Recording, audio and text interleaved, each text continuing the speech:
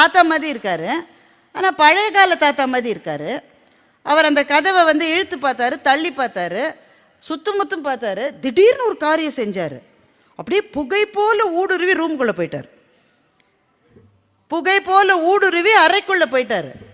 இவன் தற்கொலை செஞ்சுட்டு இருக்கா. என்னம்மா செய்கிற, நிறுத்துமா நிறுத்துமா. உடனே நான் கதவை தாப்பா போட்டு, நீங்கள் எப்படி உள்ளே வந்தீங்க? அதான் முதல் கேள்வி கேட்குறா. அது இருக்கட்டும், நீ என்ன செஞ்சிட்ருக்க, பார்த்தா தெரியலையா நான் சாக போகிறேன்.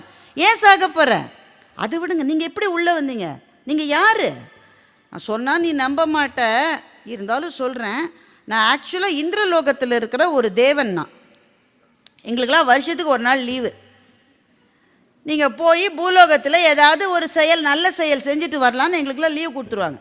இன்றைக்கி எனக்கு லீவ் கொடுத்தாங்களா, நான் வந்தேன், பார்த்தா நீ இது செஞ்சுக்கிட்டு இருக்க.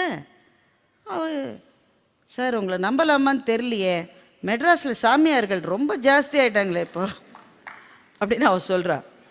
இருந்தாலும் உங்களை பார்த்தா எங்கள் தாத்தா மாதிரி இருக்குது. சரி நீ எதுக்காக தற்கொலை செய்கிற? அது என்னை எல்லோரும் ஏமாத்துறாங்க சார். யார் ஏமாத்துறாங்க? மூர்த்தி கடங்காரன் இருக்கானே, அவன் தான் என்னை ஏமாத்தினான். இங்கே யாராவது மூர்த்தி இருந்தால் மன்னிச்சுக்கோங்க, சுஜாதா எழுதின பேர் அது. மூர்த்தி கடங்காரன் தான் என்னை ஏமாத்தினேன். என்ன பண்ண? நான் பாட்டுக்கு இருந்தேன் சார், நான் பாட்டுக்கு இருந்தேன். பஸ் ஸ்டாப்பில் இருந்து சந்தோஷமாக பட்டாம்பூச்சி மாதிரி வேலை செஞ்சுக்கிட்டு சிறகடிச்சு பறந்துக்கிட்டு இருந்தேன்.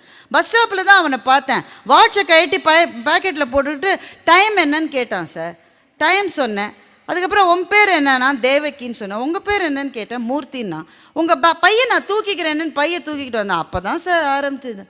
எங்கே போனாலும் இருப்பான் சார், கதவை திறந்தான் இருப்பான், பாண்டி பஜாருக்கு போனால் இருப்பான், சத்தியம் தேட்டருக்கு போனால் இருப்பான், எந்த இடத்துலையும் இருந்துக்கிட்டே இருந்தான்.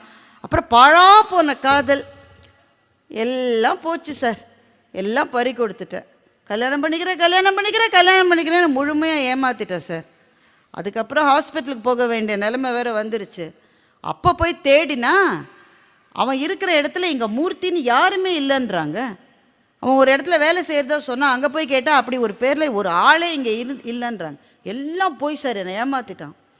ஹாஸ்பிட்டலுக்கு போனால் 1000 ரூபாய் கேட்குறாங்க. எங்கள் அம்மா வேறு எப்படி பணம் அனுப்ப போகிறேன் தினம் லெட்ரு போடுது. இப்படி ஒரு வாழ்க்கை தேவையான்னு என்கிட்ட கடைசியாக இருந்த ரூபாயில் மண்ணெண்ணெய் வாங்கி ரூமில் சாகிறதா முடிவு பண்ணிட்டேன். அவர் சொன்னார், இதை பாருமா, இதுக்கெல்லாம் சாகாத, எனக்கு சில பவர்ஸ் இருக்குது, உனக்கு ஒரு வரம் தரேன், நீ ஏதாவது ஒரு வரம் கேளு. 300 ரூபாய் வேணும்னு கேட்காது, 1000 ரூபாய் கடன் கேட்காது, நல்ல வரமாக ஒன்று கேளு. அவள் கொஞ்ச நேரம் யோசிக்கிறா. நான் 6 மாதம் முன்னாடி இருந்த மாதிரி என்னை மாற்றிடுங்க சார். இப்படி ஒன்று நடந்ததே எனக்கு நினைவில் இருக்கக்கூடாது. அப்படி மாற்ற முடியுமா உங்களால்? நல்ல புத்திசாலி பொண்ணு நீ, கரெக்டாக கேட்டிருக்கேன். மூர்த்தியின் மனம் மாறி அவர் என்னையே காதலிக்க, இந்த மாதிரி அச்சு பிச்சு வரலாம் கேட்காம நல்ல வரம் கேட்டிருக்கேன். நடந்ததெல்லாம் மறந்துடணும்னு கேட்டுட்டல்ல, இந்த வரம் உனக்கு கொடுத்துட்டேன், சந்தோஷமா இருன்னு சொல்லி அதே மாதிரி புகை போல் ஊடுருவி வெளில போயிட்டார். யார்? நம்ம தேவர். அப்புறம் 2 நாள் கழித்து பர்மிஷன் போட்டு அவர் வந்து பார்த்தேன். ஏன்னா பார்க்கணும்ல, ஒரு பிள்ளைக்கு ஒரு வரம் கொடுத்துருக்கோம். பர்மிஷன் போட்டு வந்து பார்த்தாரு.